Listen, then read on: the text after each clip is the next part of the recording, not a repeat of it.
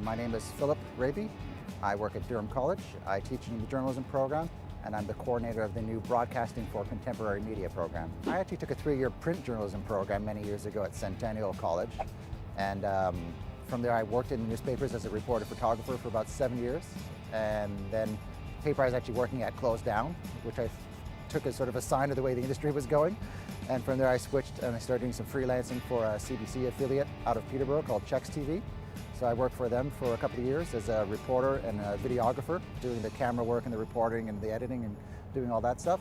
And then after that I went to City TV and Cable Pulse 24, and I worked there for about 6 years as a news writer, then associate producer, and eventually producer of about 4 different shows at one point. This one, the Mobile Journalism Project, is one that I'm doing for Durham College, which is just sort of strictly looking at the applications of whether we can take mobile devices like smartphones and iPods and use them in the classroom and use them to go out and shoot stuff and record stuff and do the sort of mobile journalism that's becoming very, very common these days. And obviously it's a big savings too, because this whole, not including the iPod or the iPhone, the whole kit is about $300 or so. I mean, the little monopod, which makes it steady, which is like, it's such a small thing, and you can get them for $30, but that's the difference between most cell phone video you see on the news is terribly shaky, and it's usually pointed the wrong way, so it's vertical. So with this, you just steady it up and then suddenly the HD video can come through and it looks really good that way. But the idea is just to see, can we use it? Can they be used in place of the bigger camcorders and the prosumer cameras and so on? So we're looking at that. We're looking at all the apps that keep coming out almost on a monthly basis that you can use. There's several that we've looked at. There's one called Vaudio. There's another one called IENG that are being designed specifically for the news industry so that people can use these devices. And we're hearing from people in the industry, from people at CTV in particular, that all the reporters have iPhones now. All the cameramen have iPhones that they actually mount on top of their news cameras so they can record quick clips and they can upload them back to the station, without having to run back to the truck and drive back to the station and get it to editing and all that sort of stuff. They can instantly send short clips and get news out fast and as quick as they can.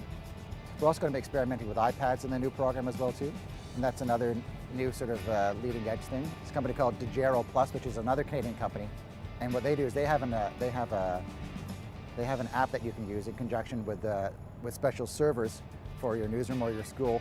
And what it does is allows you to replace a satellite truck with all those miles of cables with an iPad that combines both a wireless signal and a 3G or a 4G cell phone signal to get one high quality broadcast quality signal that you can send back to the station.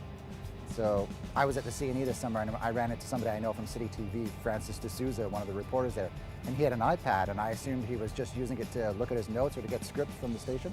But he said no, he was actually doing a live hit with it. So he was doing what they call a live breathless, where he was going out and he'd punch the camera so it looked at him, and he would talk to the camera, then he'd punch the front-facing camera so he could look around, and he was doing his whole live reports that way. It's amazing, like a $500,000 truck can be replaced by an iPad and a server these days.